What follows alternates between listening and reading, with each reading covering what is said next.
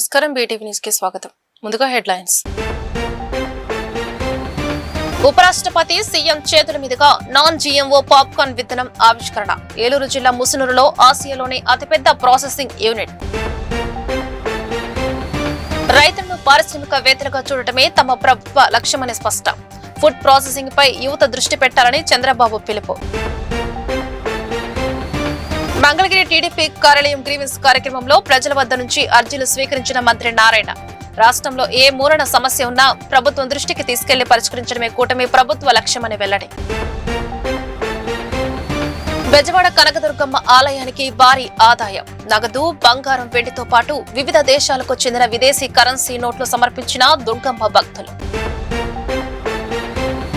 ఆంధ్రప్రదేశ్ ముఖ్యమంత్రి చంద్రబాబు ఒక నిజమైన జాతీయవాది అని, అదే సమయంలో రాష్ట్ర అభివృద్ధికి అత్యంత ప్రాధాన్యత ఇస్తారని భారత ఉపరాష్ట్రపతి సిపి రాధాకృష్ణన్ కొనియాడారు. ఆయన జాతీయవాదం రాష్ట్ర ప్రగతికి ఏమాత్రం అడ్డురాదని, ఇదే ఆయనలోని గొప్పతనమని ప్రశంసించారు. ఏలూరు జిల్లా ముసునూరులో జరిగిన non GMO high expansion popcorn hybrid విత్తన ఆవిష్కరణ కార్యక్రమానికి ఆయన ముఖ్య అతిథిగా హాజరయ్యారు. ఈ సందర్భంగా ఏర్పాటు చేసిన సభలో మాట్లాడుతూ చంద్రబాబు పాలన దక్షతపై ప్రశంసల జల్లు కురిపించారు. ముసునూరు గ్రామాన్ని ఒక విజయగాథగా తీర్చిదిద్దినందుకు ముఖ్యమంత్రి చంద్రబాబుకు హృదయపూర్వక అభినందనలు తెలిపారు. ఈ కార్యక్రమం తనకు వ్యక్తిగతంగా ఎంతో ప్రత్యేకమైందని, ఎందుకంటే ఇది భారతీయ రైతుల పురోగతికి సంబంధించినదని ఉపరాష్ట్రపతి అన్నారు. About the remarkable achievements of Sri Patabi Garu in the corn industry. I was deeply impressed by his inspiring journey of entrepreneurship, and I wrote to him expressing my appreciation for his achievement for taking one single farming product and marketing it. Patabi Garu later called on me and presented me with some popcorn. There is an interesting coincidence. Even Sri Patabi Garu may not be aware of it. Soon afterwards, there was a briefing by the Ministry of Agriculture in Uparashtrapati Bhavan, where the Union Agriculture Minister, Sriman Sivaraj Singh Chauhan ji, was present with all the popcorn products of our Patabi Garu to them. Why I am sharing this simple incident?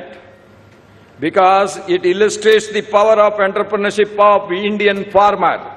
Long before we speak of GDP and growth engines, it was the farmer who fed this civilization season after season, harvest after harvest. Our festivals, our calendars, our very sense of time have been shaped by the cycle of sowing and reaping. Such is the deep and enduring bond that agriculture creates across our diverse nation, uniting us in celebration. Nearly 1/5 of country's gross value added at current prices. It employs approximately 46.1% of the workforce and supports close to 55% of the entire population. In the agriculture year of 2024-25, Bharat has recorded food grain output of over 350 million metric tons, marking an increase of over 25 million metric tons over the preceding year. I appreciate both the state and the central governments for their various schemes for safeguarding the interest of farmers, like PM Kisan Samman Nidhi, PM Fasal Bima Yojana, Kishan Credit Card schemes and many others. వ్యవసాయాన్ని కేవలం జీవనోపాధిగా కాకుండా ఒక ఆర్థిక శక్తిగా చూడాలని, రైతులను పారిశ్రామికవేత్తలుగా మార్చాలన్నదే తమ ప్రభుత్వ విధానమని ముఖ్యమంత్రి చంద్రబాబు స్పష్టం చేశారు. దేశంలోనే మొట్టమొదటి నాన్ జీఎంఓ పాప్కార్న్ హైబ్రిడ్ విత్తనాన్ని అభివృద్ధి చేసిన గౌర్నే పాప్కార్నికా సంస్థ ఒక వినూత్న విప్లవానికి శ్రీకారం చుట్టిందని ఆయన కొనియాడారు. ఉపరాష్ట్రపతి సిపి రాధాకృష్ణన్తో కలిసి నూజివీడు సమీపంలోని ముసునూరులో జరిగిన గౌర్మే సంస్థ కార్యక్రమంలో పాల్గొన్న చంద్రబాబు కొత్త రకం పాప్కార్న్ సీడ్ ను ఆవిష్కరించారు. సంస్థ విజయగాథను స్ఫూర్తిగా తీసుకుని రాష్ట్రంలో ఫుడ్ ప్రాసెసింగ్ రంగాన్ని ఉన్నత స్థాయికి తీసుకెళ్తామని ఆయన ఉద్ఘాటించారు. గవర్నమెంట్ సంస్థ చూపిన అవుట్ ఆఫ్ బాక్స్ ఆలోచన విధానం రాష్ట్రంలోని యువతకు స్ఫూర్తిదాయకమని, ఇలాంటి వినూత్న స్టార్టప్లకు ప్రభుత్వం అన్ని విధాల అండగా ఉంటుందని హామీ ఇచ్చారు. అమిత్ షా గారి నాయకత్వంలో అయింది. అక్కడ ప్రపోజల్స్ పెట్టాం. 5 నదుల్ని కలిపే పరిస్థితి. గోదావరి, కృష్ణ, తుంగభద్ర, అదే సమయంలో పెన్నా, అదే సమయంలో కావేరి. ఈ 5 నదులు కలపగలిగితే 4 రాష్ట్రాల్లో సమస్య పరిష్కారం అవుతుంది. నీళ్లు తీసుకుపోవడమే కాదు, దీనివల్ల కష్టకాలంలో ఇది ఒక స్టెబిలైజర్గా స్థిరీకరణ చేసే అవకాశం వస్తుంది. వారు తొందరలోనే దీనికి ఒక కార్యాచరణ తయారు చేస్తాను కూడా హామీ ఇచ్చారు. ఎందుకంటే ఒక్కసారి గోదావరి, కావేరి పూర్తి చేసి ఆ తర్వాత గోదావరి మహానది పూర్తి చేసి అక్కడి నుంచి మహానది గంగా పూర్తి చేసి ఆ తర్వాత గంగా బ్రహ్మపుత్ర పూర్తి చేసుకుంటే సైమల్టేనియస్ కానీ 1 by 1 పూర్తి చేసిన ఈరోజు కొన్ని వేల టీఎంసీ నీళ్లు గంగా నుంచి సముద్రంలోకి పోతున్నాయి, గోదావరి నుంచి సముద్రానికి పోతున్నాయి. ఈ నీళ్లన్నీ మనం ఉపయోగించుకోగలిగితే ఇంకా దేశానికి తిరుగు లేదు. దేశ భవిష్యత్తు అన్స్టాపబుల్ అని చెప్పి మరొకసారి మీ అందరికీ విజ్ఞప్తి చేస్తున్నాను. ఈ సమస్యని ముందుకు తీసుకుపోతున్నటువంటి ఉపరాష్ట్రపతి గారిని మనస్ఫూర్తిగా అభినందిస్తున్నాం. అలాగే గోర్మే సంస్థ మరిన్ని విజయాలు సాధించాలని మీరు చేసింది ఒక వినూత్నమైన కార్యక్రమం. ఇది అవుట్ ఆఫ్ బాక్స్ థింకింగ్. దీనికి అభినందిస్తున్నాను. మీరు ఒక స్ఫూర్తినిచ్చారు. రాష్ట్రంలో ఉండి ఎవరైతే చదువుకున్న వ్యక్తులున్నారో ఆలోచనలు మారాలి. ఉద్యోగం వల్లనే ఆదాయం వస్తుంది కాకుండా మీరే 10 మందికి ఉద్యోగాలు ఇచ్చే పరిస్థితి రావాలన్న అభిమతం. మీరు చేసే ప్రతి ఒక్క పనికి ఈ ప్రభుత్వం పూర్తిగా సహకరిస్తుంది.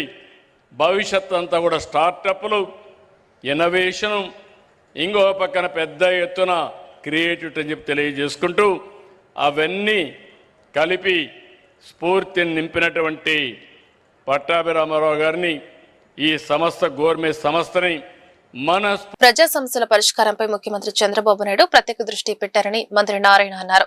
గ్రీవెన్స్ లో వచ్చిన సమస్యను ముఖ్యమంత్రి దృష్టికి తీసుకెళ్లి సంబంధిత రెవెన్యూ మంత్రితో మాట్లాడి పరిష్కరించాలని ఆదేశాలు ఇచ్చామని, టీడీపీ కార్యాలయం కేవలం పార్టీ కార్యక్రమాలకే పరిమితం కాకుండా ప్రజల సమస్యలు విని పరిష్కారం చూపించే వేదికగా పనిచేస్తుందన్నారు. రాష్ట్రంలో ఏ మూలన సమస్య ఉన్నా ప్రభుత్వం దృష్టికి తీసుకెళ్లి పరిష్కరించడమే కూటమి ప్రభుత్వ లక్ష్యమని మంత్రి తెలిపారు. గుంటూరు జిల్లాలోని మంగళగిరి టీడీపీ కార్యాలయంలో సోమవారం నిర్వహించిన గ్రీవెన్స్ కార్యక్రమంలో మున్సిపల్ పరిపాలన, పట్టణ అభివృద్ధి శాఖ మంత్రి పొంగూరు నారాయణ ప్రజల నుంచి నేరుగా అర్జీలు స్వీకరించారు. రెవెన్యూ, పోలీస్, భూ సమస్యలకు సంబంధించిన ఫిర్యాదులే అధికంగా వచ్చాయని మంత్రి తెలిపారు. ముఖ్యంగా భూ సమస్యలు, రెవెన్యూ శాఖలో పెండింగ్ లో ఉన్న అంశాలతో ప్రజలు ఇబ్బందులు పడుతున్నారని పేర్కొన్నారు. ప్రభుత్వ కార్యాలయాల చుట్టూ తిరగాల్సిన అవసరం లేకుండా పార్టీ గ్రీవెన్స్ ద్వారా ప్రజల సమస్యలను సంబంధిత అధికారుల దృష్టికి తీసుకెళ్తున్నామని చెప్పారు. వచ్చిన ప్రతి అర్జీని నమోదు చేసి సమస్య పరిష్కారమయ్యే వరకు ఫాలోఅప్ చేయడం తమ బాధ్యతగా భావిస్తున్నామని స్పష్టం చేశారు. ప్రజల సమస్యలను మంత్రులు, ప్రజా ప్రతినిధులు నేరుగా స్వీకరించి పరిష్కరించే విధంగా గ్రీవెన్స్ వ్యవస్థ కొనసాగుతుంది. మంత్రి నారా లోకేష్ సైతం ప్రజల సమస్యలను ఎప్పటికప్పుడు తెలుసుకుని పరిష్కారానికి చర్యలు తీసుకుంటున్నారు.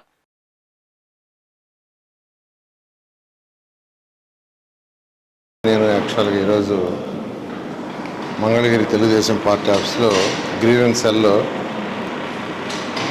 ఈరోజు కూర్చోవటం, ఎవరైతే వారి యొక్క సమస్యల కోసం ఇక్కడికి రావటం, వాళ్ళందరి దగ్గర ఈరోజు వినతులు తీసుకోవడం జరిగింది. దాదాపు 84 మంది ఇప్పటి వరకు వచ్చారు. 84 మంది. అయితే వీటిలో మెజారిటీగా revenue problems, police problems. Almost వచ్చిన వాటిల్లో 90% ల్యాండ్ సమస్యలు ఉన్నాయి. అయితే ఆ ల్యాండ్ సమస్య సంబంధించిన డిస్ప్యూట్లే పోలీసు సమస్యలు ఉన్నాయి. అయితే ఇప్పుడు గవర్నర్ ముఖ్యమంత్రి గారు అండ్ రెవెన్యూ మంత్రి గారు దీని మీద ఇప్పుడు ప్రత్యేక శ్రద్ధ వహించి దాదాపు ఎవ్రీ వీక్ గవర్నర్ ముఖ్యమంత్రి గారు దీని మీద రివ్యూ చేస్తున్నారు. ప్రతి సమస్యని సాల్వ్ చేయాలి, ప్రతి ఒక్కరికి ఇబ్బంది లేకుండా చేయాలి. ఈరోజు ఏదైతే గత ప్రభుత్వం చేసిన అవకతవకల వల్ల అందరూ తీసిపోయి 22Aలో పెట్టేశారు. ప్రతి ఒక్కరి ల్యాండ్స్ తీసిపోయి 22Aలో పెట్టేసి రాజకీయ నాయకుల యొక్క కంట్రోల్లో పెట్టుకున్నారు గత ప్రభుత్వం. అయితే గవర్నర్ ముఖ్యమంత్రి గారు రావటం, అవన్నీ స్టడీ చేసిన తర్వాత వెంటనే రెవెన్యూ మంత్రికి ఆదేశించి వీటన్నింటినీ తొలగించమన్నారు. అయితే అన్నీ కూడా స్టడీ చేస్తున్నారు. అయితే ఇప్పుడు ఏదైతే వచ్చినా ఇవి కూడా ఈ వచ్చిన వ్యక్తులు కూడా కన్సర్న్ సెక్రటరీస్కి, కమిషనర్కి, అదేవిధంగా అదర్ హెచ్ఓడీస్కి, కలెక్టర్స్కి పంపించాము. వారి దగ్గర నుంచి ఎవరైతే వినతులు ఇచ్చారో వాళ్ళకి ఫోన్లు పోతాయి, వాళ్ళని పిలిపించి యాక్చువల్గా డిస్కస్ చేసి వాళ్ళ సమస్యలు సాల్వ్ చేయడం జరుగుతుంది. ఆ విధంగా ఈరోజు తెలుగుదేశం పార్టీ ఆఫీస్లో ఈరోజు మా ఇద్దరికి వచ్చిన, అంటే ప్రతి నెల ఒకరోజు ఖచ్చితంగా మంత్రులు రావాలి, రిసీవ్ చేసుకోవాలి, సమస్యలు తెలుసుకోవాలి, సమస్యలు సాల్వ్ చేయాలి.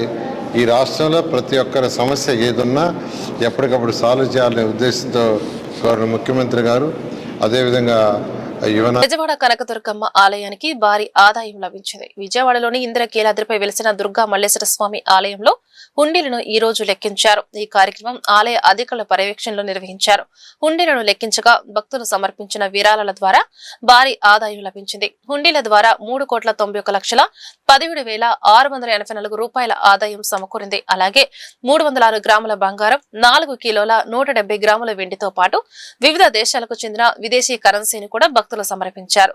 హుండీ లెక్కింపు కార్యక్రమాన్ని పారదర్శకంగా పూర్తి చేసినట్లు అధికారులు వెల్లడించారు. రాష్ట్రంలో త్వరలో జరగనున్న స్థానిక సంస్థల ఎన్నికలకు ఎన్డీఏ కూటమి తరపున సన్నద్దమవుతున్నట్లు బీజేపీ రాష్ట్ర అధికార ప్రతినిధి జయప్రకాష్ తెలిపారు. మంత్రి సత్యకుమార్ యాదవ్ నేతృత్వంలో ఏర్పాటైన కమిటీ రాష్ట్ర వ్యాప్తంగా పర్యటించి బలబలాలపై నివేదిక ఇస్తుందన్నారు. కేంద్ర ప్రభుత్వం ఆయుష్ రంగానికి 300 కోట్ల రూపాయలు కేటాయించిందని పేర్కొన్నారు. రాష్ట్రంలో త్వరలో జరగనున్న స్థానిక సంస్థల ఎన్నికలకు ఎన్డీఏ కూటమి తరపున సన్నద్దమవుతున్నట్లు బీజేపీ రాష్ట్ర అధికార ప్రతినిధి జయప్రకాష్ తెలిపారు. బీజేపీ రాష్ట్ర కార్యాలయంలో ఏర్పాటు చేసిన విలేకరుల సమావేశంలో ఆయన మాట్లాడుతూ మంత్రి సత్యకుమార్ యాదవ్ నేతృత్వంలో ఏర్పాటైన కమిటీ రాష్ట్ర వ్యాప్తంగా పర్యటించి బలబలాలపై నివేదిక ఇస్తుందని, ప్రతి గ్రామంలోనూ బీజేపీ పోటీ చేస్తుందని స్పష్టం చేశారు.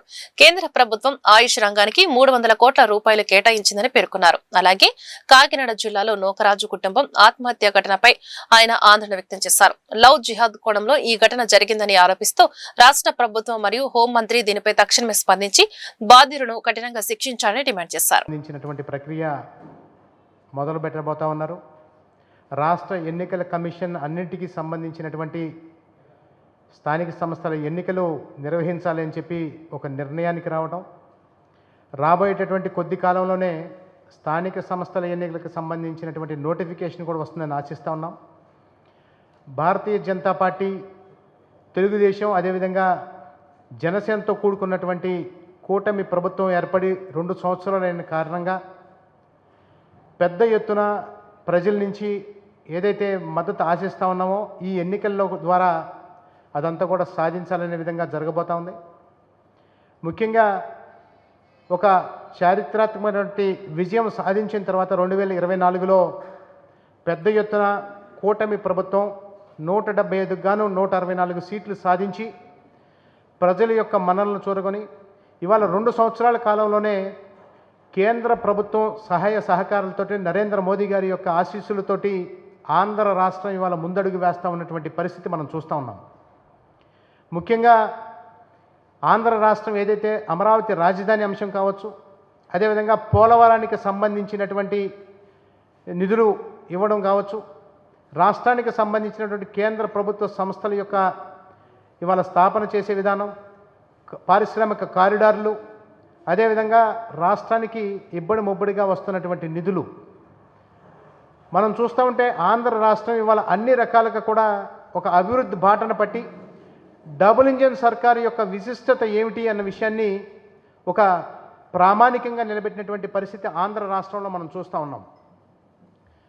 ఇవాళ ఈ అంశాన్ని తీసుకొని ప్రజల మధ్యకి మరలా ఎన్నికల రూపేణా 3 పార్టీల యొక్క కూటమి కూడా వెళ్ళబోతూ ఉంది. భారతీయ జనతా పార్టీ గతంలో కేవలం 10 సీట్లలో ఎమ్మెల్యే స్థానాలకు పోటీ చేయటం, అదేవిధంగా ఒక 6 ఎంపీ స్థానాల్లో పోటీ చేయడం జరిగింది. ఆ రోజు ఉన్నటువంటి చారిత్రాత్మకమైనటువంటి అవసరం దృష్ట్యా భారతీయ జనతా పార్టీ కూడా ఉన్నటువంటి పరిస్థితుల్లో ఆ రకంగా పోటీ చేయడం జరిగింది. ఇవాళ రాష్ట్ర పార్టీ, కేంద్ర పార్టీ సూచన మేరకు భారతీయ జనతా పార్టీ ప్రతి ప్రాంతంలోనూ కూడా అవకాశం ఉన్న ప్రతి చోట కూడా పోటీ చేయాలి, కూటమి ధర్మాన్ని పాటిస్తూ పోటీకి వెళ్ళాలి అని చెప్పి ఒక నిర్ణయం తీసుకోవడం జరిగింది. దానిలో భాగంగా ఇవాల్టికే రాష్ట్ర అధ్యక్షులు సత్యకుమార్ గారు రాష్ట్ర మంత్రివర్యుల యొక్క ఆధ్వర్యంలో ఉద్యోగుల న్యాయమైన డిమాండ్లు నెరవేర్చారని ఐకాస రాష్ట్ర కమిటీ అనేక సార్లు ప్రభుత్వం దృష్టికి తీసుకెళ్లినా కాలయాపన చేస్తుందని చైర్మన్ బొప్పరాజు వెంకటేశ్వర్లు మండిపడ్డారు.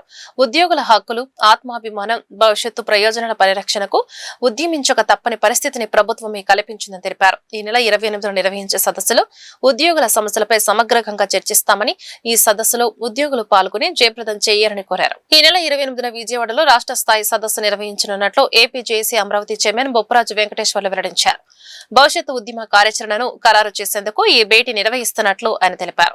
డివిజన్, జిల్లా, రాష్ట్ర స్థాయి ఉద్యోగ సంఘాల నాయకులు ఈ సదస్సుకు పెద్ద ఎత్తున తరలి రావాలని పిలుపునిచ్చారు. ప్రభుత్వం వెంటనే స్పందించి పెండింగ్ బకాయిలు చెల్లించాలని, కూటమి మేనిఫెస్టోలో ఇచ్చిన హామీలను అమలు చేయాలని డిమాండ్ చేశారు. చర్చల పేరుతో కాలయాపన చేయకుండా సమస్యలను తక్షణమే పరిష్కరించాలని, లేని పక్షంలో రాష్ట్ర వ్యాప్తంగా ఉద్యమాన్ని మరింత ఉధృతం చేస్తామని హెచ్చరించారు. వేల కోట్ల రూపాయల బకాయిలు, పిఆర్సి, ఐఆర్ విడుదల, గత 2 సంవత్సరాల పైచీలకు పెండింగ్ ఉన్నటువంటి డిఏలు 5 డిఏలు విడుదల, అదేవిధంగా రిటైర్డ్ అయినటువంటి పెన్షన్లకు సంబంధించినటువంటి అదనపు క్వాంటమ్ పెన్షన్ పెంచడం, గ్రామవార్డు సచివాలయ ఉద్యోగుల సర్వీసులకు సంబంధించినటువంటి ఇంక్రిమెంట్లు విడుదల, కాంట్రాక్ట్ ఉద్యోగులకు క్రమబద్ధీకరణ, అవుట్సోర్సింగ్ ఉద్యోగులకి ఉద్యోగ భద్రత లాంటి 29 ప్రధానమైనటువంటి డిమాండ్లతో గత 2 సంవత్సరాలుగా ప్రభుత్వానికి చెబుతూనే వస్తున్నాం. గత ఏడాది క్రితం గౌరవ ముఖ్యమంత్రి గారు స్వయంగా అక్టోబర్ 18వ తారీఖున ఉద్యోగ సంఘాలతో చర్చలు చేస్తూ కొద్ది సమయం ఇవ్వండి, మీ యొక్క ఆర్థిక సమస్యలన్నీ పరిష్కరిస్తామని చెప్పినటువంటి సందర్భంలో మేము కూడా ప్రభుత్వానికి కొంత సమయం ఇవ్వాలన్నటువంటి ఉద్దేశంతోనే సంవత్సర కాలంగా ఎదురు చూస్తున్న కనీసం ఎవరు పిలవనటువంటి నేపథ్యంలో, కనీసం మమ్మల్ని పట్టించుకోనటువంటి నేపథ్యంలో విధి లేక మరలా ఉద్యమానికి మాకు తప్పదు, మాతో ఎవరు మాట్లాడట్లేదు, మాతో ఎవరు ఏమీ చెప్పట్లేదు, ఎవరు అవకాశం కల్పించట్లేదు అని ఇక రోడ్డెక్కి చెప్పుకుంటే అప్పుడైనా మమ్మల్ని పిలుస్తారని మేము గత జూన్ మాసంలో 7వ తారీఖున రాష్ట్ర కార్యవర్గం నిర్వహించి ఉద్యమానికి వెళ్తున్నామని మేము ప్రకటించి ఏపీజేఏసీ అమరావతి పక్షాన జిల్లాల పర్యటన సదస్సులు మొదలుపెట్టబోతే మంత్రివర్యులు మాకు ఫోన్ చేసి ప్రభుత్వం అయినా సరే ఎన్నికల ముందు ప్రజలకి హామీ ఇస్తారు, ఉద్యోగులకి హామీ ఇస్తారనేది ఎదురు చూస్తూనే ఓట్లు వేయడం అంటే జరుగుతుంది. అలాగే ఉద్యోగ వర్గం కూడా గత ప్రభుత్వ హయాంలో ఉద్యోగులకు తీరని నష్టం జరిగింది, రివర్స్ పిఆర్స్ ఇచ్చారు, ఉద్యోగుల ఆత్మాభిమానం దెబ్బతినే విధంగా, ఉద్యోగులు కించపరిచే విధంగా చేశారనే ఉద్దేశంతోనే కూటమి ప్రభుత్వం రావాలని ఉద్యోగులంతా కోటి ఆశలతో ఎదురుచూసి ఈ ప్రభుత్వాన్ని ఎన్నుకోవడం అనేది వాస్తవం.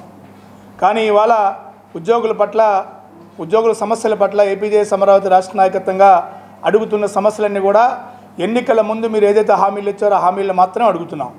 ఇవాళ ఉద్యోగ వర్గానికి మీరు మేనిఫెస్టోలో ఇచ్చినటువంటి హామీ ఏంటి?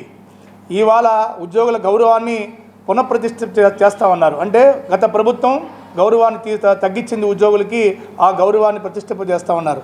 అంటే ఇవాళ ఉద్యోగ సంఘాలతో చర్చలు జరపకుండా, ఉద్యోగుల బకాయిలు 3 సంవత్సరాలు ఇవ్వకుండా, ఎన్నికల ముందు ఐఆర్ ఇస్తామని ఐఆర్ ప్రకటించకుండా, పిఆర్సీ కాలపరిమితి అయిపోయి 3 సంవత్సరాలు అయిపోయినా సరే ఇవ్వకుండా, చర్చల పేరుతో కాలయాపన చేస్తూ చేయడమైనా ఉద్యోగుల గౌరవాన్ని, ఆత్మాభిమానాన్ని పెంచేది ఒకసారి పెద్దలంతా ఆలోచన చేయాల్సిన అవసరం ఉంది. ఇవాళ ఏపీజేఏసీ అమరావతి ప్రభుత్వాన్ని నిలదీయాలనో, ప్రశ్నించాలనో, లేకపోతే ఇంకొక ఆలోచనతోనో, బ్లాక్మెయిల్ చేయాలనే ఆలోచనతో కాదు. ఇవాళ ఉద్యోగుల హక్కుల కోసం బాధ్యతాయుతంగా ఒక సంఘ నాయకులుగా, అసోసియేషన్గా మాట్లాడడం అంటే జరుగుతుంది.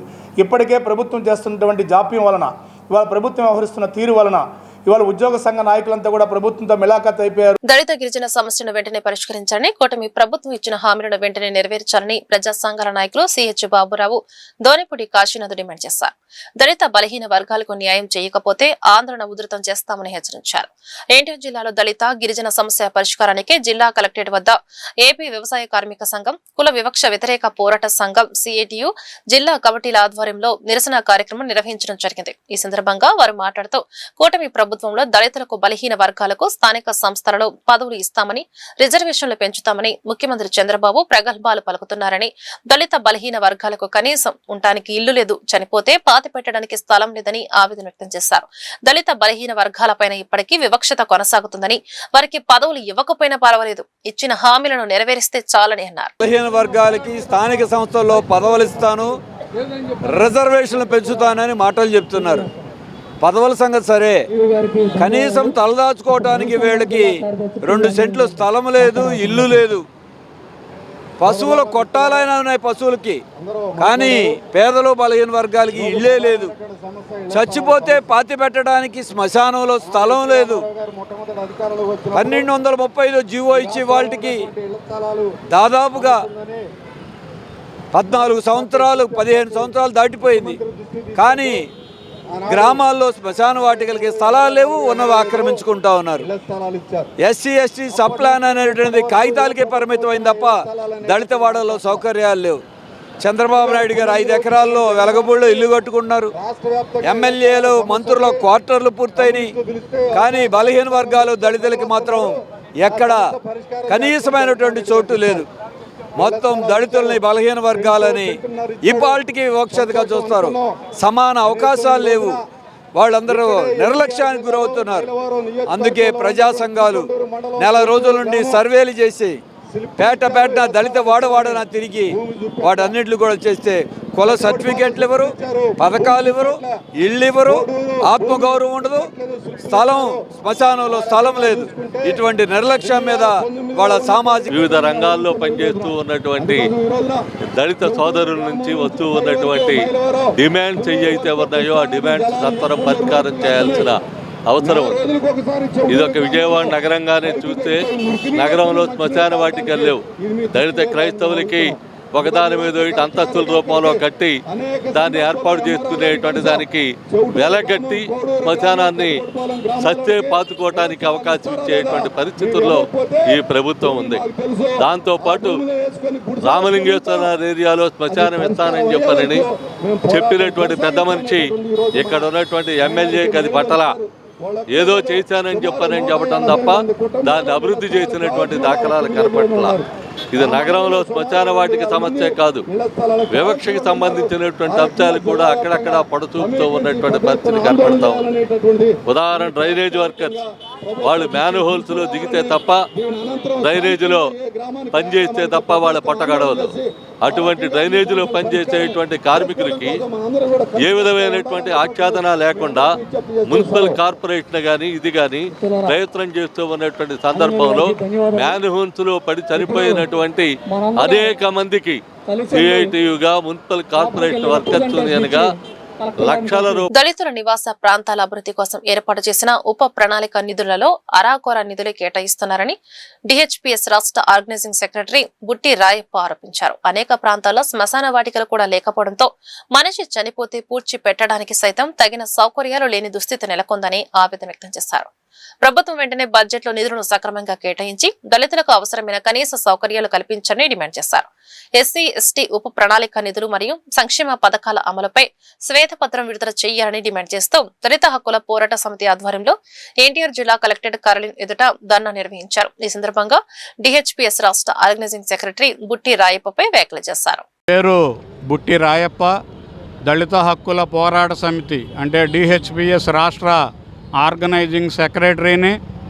ఈరోజు ఎన్టీఆర్ జిల్లా కలెక్టర్ కార్యాలయం ముందు డిహెచ్పిఎస్ ఆధ్వర్యంలో ధర్నా జరుపుతూ ఉన్నాం. ఈ ధర్నాను రాష్ట్ర వ్యాప్తంగా అన్ని జిల్లాలలోనూ రాష్ట్ర డిహెచ్పిఎస్ నిర్వహిస్తూ ఉంది.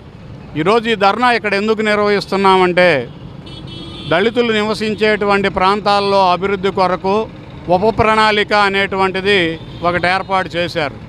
దానికి జనాభా దామాషా ప్రకారం 16%, 6% నిధులను కేటాయించాల్సి ఉండగా కేవలం కంటినీటి తుడుపు చర్య మాదిరిగా అరకొర నిధులను కేటాయించడం, ఆ కేటాయించినటువంటి నిధులను కూడా సక్రమంగా ఖర్చు చేయకుండా ఇతర పథకాలకు మళ్లించడం అనేటువంటిది ప్రభుత్వాల యొక్క దుర్మార్గపూరితమైనటువంటి చర్య. కాబట్టి ఈరోజు దళితులు నివసించేటువంటి ప్రాంతంలో కనీసమైనటువంటి మంచినీరు, లైట్లు, విద్యాలయాలు, వైద్యాలయాలు ఇట్లాంటివి, రోడ్లు కానీ, మురుగునీరు పారుదల కానీ లేక తీవ్రమైనటువంటి ఇబ్బందులు పడుతూ ఉన్నారు. ఈరోజు అనేక ప్రాంతాల్లో శ్మశానాలు కూడా లేకపోవటం వలన దళితులు కావచ్చు, ప్రజలు కావచ్చు తీవ్రమైనటువంటి ఇబ్బందులు. మనిషి చనిపోతే తీసుకెళ్ళి పూడ్చడానికి కూడా లేనటువంటి సౌకర్యాలు లేకపోతే దానివలన ఎంత ఇబ్బందులు పడతారనేటువంటిది గమనించాలి. కాబట్టి రాష్ట్ర ప్రభుత్వం వెంటనే బడ్జెట్లో నిధులను సక్రమంగా కేటాయించి సక్రమంగా ఖర్చు చేయడం ద్వారా దళితులకి ప్రజల నుంచి అందే ప్రతి ఫిర్యాదును కేవలం అర్జీగా కాకుండా ఒక కుటుంబం లేదా వ్యక్తి ఎదుర్కొంటున్న సమస్యగా భావించి సత్వర నాణ్యమైన శాశ్వత పరిష్కారం చూపాలని జిల్లా కలెక్టర్ డాక్టర్ జి లక్ష్మీషా అధికారులను ఆదేశించారు. ఫిర్యాదు పరిష్కారం కాగితాలపై లేదా ఆన్లైన్లో నమోదు చేయడంతో పూర్తి కాదని, సమస్యకు క్షేత్రస్థాయిలో వాస్తవ పరిష్కారం లభించినప్పుడే అది నిజమైన పరిష్కారంగా పరిగణించాలని స్పష్టం చేశారు. పీజీఆర్ఎస్ ను ప్రజలకు అండగా నిలిచే సమర్థవంతమైన వ్యవస్థగా మరింత బలోపేతం చేసేందుకు సమిష్టిగా కృషి చేయాలని పేర్కొన్నారు. కలెక్టర్ శ్రీ పింగళి వెంకయ్య సమావేశ మందిరంలో సోమవారం జరిగిన ప్రజా స్నేహపూర్వక ప్రజా సమస్యల పరిష్కార వేదిక ద్వారా కలెక్టర్ లక్ష్మీషా అధికారులతో కలిసి అర్జీలు స్వీకరించారు. మొత్తం 192 అర్జీలు అందగా రెవెన్యూ 66, పురపాలక పట్టణాభివృద్ధి 52, పోలీస్ 22, పంచాయతీరాజుకు 17 అర్జీలు రాగా వైద్య ఆరోగ్యం, స్వర్ణ గ్రామం, స్వర్ణ వార్డు శాఖకు 6 చొప్పున అర్జీలు అందాయి. వ్యవసాయం, ప్రజా రవాణా, కాలేజీ విద్య, పాఠశాల విద్య, రిజిస్ట్రేషన్ అండ్ స్టాంప్స్, రహదారులు, భవనాల శాఖలకు 2 చొప్పున అర్జీలు వచ్చాయి. విద్యుత్, పౌర సరఫరాలు, సహకార, అటవీ, ఆర్ఐఓ, గ్రామీణ, నీటి సరఫరా, గిరిజన సంక్షేమ శాఖలకు 1 అర్జీ వచ్చాయి. వీటిని క్షుణ్ణంగా పరిశీలించి పరిష్కరించాలని అధికారులను ఆదేశించారు. ఫిర్యాదుల పరిష్కారంలో సంబంధిత అధికారులు ప్రజలతో ప్రత్యక్షంగా మాట్లాడి సమస్య పరిష్కారమైన తీరును తెలుసుకోవడంతో పాటు వారి సంతృప్తిని నిర్ధారించుకోవాలని సూచించారు. విజయవాడ పశ్చిమ నియోజకవర్గంలో క్రైస్తవుల నూతన శ్మశాన వాటిక ఏర్పాటులో స్థానిక ఎమ్మెల్యే సుజనా చౌదరి చూపిస్తున్న చొరవకు క్రైస్తవులందరూ రుణపడి ఉంటారని మాజీ కార్పొరేటర్ బొల్లా విజయ్ కుమార్ అన్నారు. పశ్చిమ నియోజకవర్గంలో క్రైస్తవుల శ్మశాన వాటిక సమాధులతో నిండిపోయి క్రైస్తవులు ఇబ్బందికి గురవుతున్నారని, గత ప్రభుత్వం క్రైస్తవుల శ్మశాన వాటిక అంశాన్ని విస్మరించిందని విమర్శించారు. వీలైనంత త్వరగా ప్రభుత్వ అధికారులు నూతన క్రైస్తవ శ్మశాన వాటికకు స్థలాన్ని కేటాయించాలని విజ్ఞప్తి చేశారు. విజయవాడ పశ్చిమ నియోజకవర్గంలో క్రైస్తవ శ్మశాన వాటిక సమాధులతో నిండిపోయి కనీసం లోనికి వెళ్లే మార్గం కూడా లేకపోవడంతో క్రైస్తవులంతా తమ సమస్యను మాజీ కార్పొరేటర్ బొల్లా విజయ్ కుమార్ తో కలిసి స్థానిక ఎమ్మెల్యే సుజనా చౌదరి దృష్టికి తీసుకెళ్లారు. సమస్యపై ఎమ్మెల్యే సుజనా చౌదరి వెంటనే స్పందించి పశ్చిమ ఎంఆర్ఓను కలిసి రిప్రజెంటేషన్ ఇవ్వవలసిందిగా సూచించారు. నూతన శ్మశాన వాటికకు స్థలాన్ని కేటాయించే విధంగా కృషి చేస్తారని హామీ ఇచ్చారు. ఈ సందర్భంగా దళిత క్రైస్తవులంతా మాజీ కార్పొరేటర్ అన్నా క్యాంటీన్ చైర్మన్ బొల్లా విజయ్ కుమార్ తో కలిసి నేడు పశ్చిమ ఎంఆర్ఓను కలిసి తమ సమస్యను వివరించి రిప్రజెంటేషన్ ఇవ్వడం జరిగింది. కరుణానిధి విజయవాడ నగరంలోని క్రైస్తవుల యొక్క ప్రాముఖ్యమైన ఎన్నో సంవత్సరాల నుండి ఉన్న సమస్య బరిల్ గ్రౌండ్. బరిల్ గ్రౌండ్ మన బందర్ రోడ్లోని ఈ యొక్క భవానీపురంలోని ఈ యొక్క బరిల్ గ్రౌండ్ చూసినట్టయితే రోడ్ ఎక్స్టెన్షన్లో దగ్గర 1 ఎకరం స్థలం ఆ రోజుల్లో గత 10 సంవత్సరాల కిందట ఈ రోడ్ ఎక్స్టెన్షన్లో స్థలం పోయింది. ఇప్పుడు మన ఎంఆర్ఓ ఆఫీస్ ఉన్న స్థలంలో కూడా చిన్న చర్చ్ ఉన్నది. ఆ సమయంలో ప్రత్యేకంగా మరి ఒక 5 ఎకరాలు ల్యాండ్ మేము కేటాయించి వెంటనే ప్రత్యామ్నాయంగా మేము భూమిని ఇస్తాము, ఇక్కడ దగ్గరలోనే ఇస్తామని చెప్పి కలెక్టర్ గారు, సబ్ కలెక్టర్ గారు, అప్పుడు సుజనా గారిని సబ్ కలెక్టర్ గారు ఉండి ఆవిడ హామీ ఇచ్చారు, మీకు వెంటనే ల్యాండ్ ఇస్తామని బరిల్ గ్రౌండ్కి. మరి ఆ బరిల్ గ్రౌండ్ ల్యాండ్ని మాకు కేటాయించాలని, త్వరితంగా ఈ కార్యాన్ని జరిగించాలని సుజనా చౌదరి గారిని, మన యొక్క ఎమ్మెల్యే గారిని కలిసినప్పుడు వారు ఎంతో పాజిటివ్గా స్పందించి ఈ సమస్యను వారు గ్రహించి వారు 10 ఏకర్స్ ల్యాండ్ని మేము మీకు ఇప్పిస్తాము. ఎందుకంటే విజయవాడ నగరంలో ఇది పెద్ద సమస్య. ఎక్కడ క్రైస్తవులు ఏ యొక్క రిప్రజెంటేషన్తో వచ్చినా సరే కేవలం బరిల్ గ్రౌండ్ కొరకే వస్తారు. మరి అది ఎంతో ప్రాముఖ్యమైనది. ఒక వ్యక్తి సరైన విధానంలో భూస్థాపన చేయబడటం కూడా ఎంతో ఆశీర్వాదకరం. ఒక వ్యక్తి జీవితంలో. కాబట్టి ఈ యొక్క ప్రాముఖ్యమైన మతపరమైన నమస్కారం. నా పేరు రాజశేఖర్ చాట్ల. నేను ఈ ఆర్గనైజింగ్ కమిటీకి చైర్మన్గా ఉన్నాను. మరి ఎన్నో సంవత్సరాలుగా ఇది బర్నింగ్ ఇష్యూ అయింది విజయవాడలో. మరి ఎమ్మెల్యే గారి దృష్టికి ఎలక్షన్ ముందే మేము తీసుకెళ్ళడం జరిగింది. తర్వాత మరి విజయ్ కుమార్ గారు ముందుకు వచ్చి మొన్న ఎమ్మెల్యే గారిని కలిసినప్పుడు మరి క్రైస్తవులకు సమాధులు ఇంపార్టెంట్ కాబట్టి మీరు తీసుకోండి, మీకు మేము ఖచ్చితంగా కేటాయిస్తాము, లోకల్ ఎంఆర్ఓ గారిని తహసీల్దార్ గారిని వీళ్ళందరినీ కలవండి చెప్పడం మీదట మేము వచ్చి ఇప్పుడు ఎంఆర్ఓ గారు కలవటం జరిగింది. మేము ఎందుకు సమాధి చేయాలంటే ఒక రైతు విత్తనాన్ని భూమిలో విత్తినప్పుడు అది ఎలా మొలకెత్తుద్దో మనిషి ఒకసారి మరణించినాక మరలా తిరిగి ఇంకొక దేహంతో లేపబడతాడని మా బైబిల్లో రాయబడి ఉన్నది. దాని ప్రకారం ఏం చేస్తామంటే మనిషిని భూస్థాపితం చేస్తాం. యేసుప్రభు తిరిగి వచ్చినప్పుడు మరలా పునరుద్ధానం జరిగి తిరిగి లేస్తారు. ఆ ఉద్దేశంతో మేము ఎమ్మెల్యే గారిని కలిసినప్పుడు ఆయన సానుకూలంగా స్పందించారు.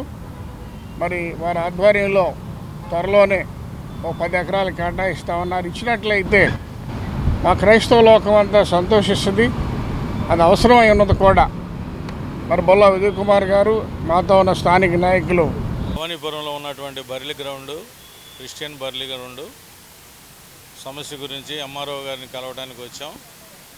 డాక్టర్ కామాదేవరాజు నా పేరు.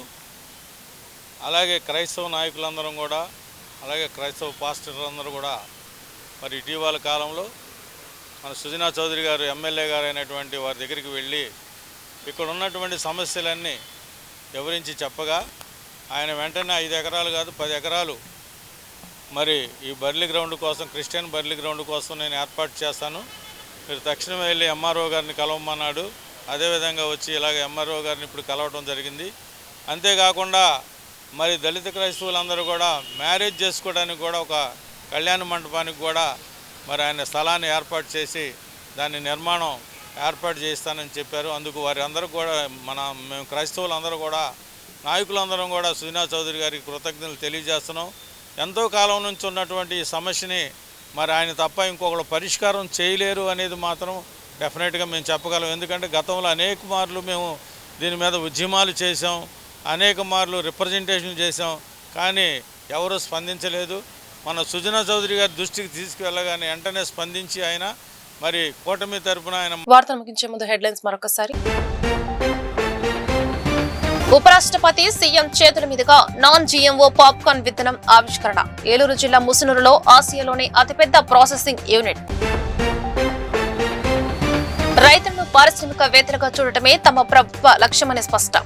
ఫుడ్ ప్రాసెసింగ్ పై యువత దృష్టి పెట్టాలని చంద్రబాబు పిలుపు. మంగళగిరి టీడీపీ కార్యాలయం గ్రీవెన్స్ కార్యక్రమంలో ప్రజల వద్ద నుంచి అర్జీలు స్వీకరించిన మంత్రి నారాయణ. రాష్ట్రంలో ఏ మూలన సమస్య ఉన్నా ప్రభుత్వం దృష్టికి తీసుకెళ్లి పరిష్కరించడమే కూటమి ప్రభుత్వ లక్ష్యమని వెల్లడి. బెజవాడ కనకదుర్గమ్మ ఆలయానికి భారీ ఆదాయం. నగదు, బంగారం, వెండితో పాటు వివిధ దేశాలకు చెందిన విదేశీ కరెన్సీ నోట్లు సమర్పించిన దుర్గమ్మ భక్తులు. ఈ వార్తలు ఇంతటితో సమాప్తం. నమస్కారం.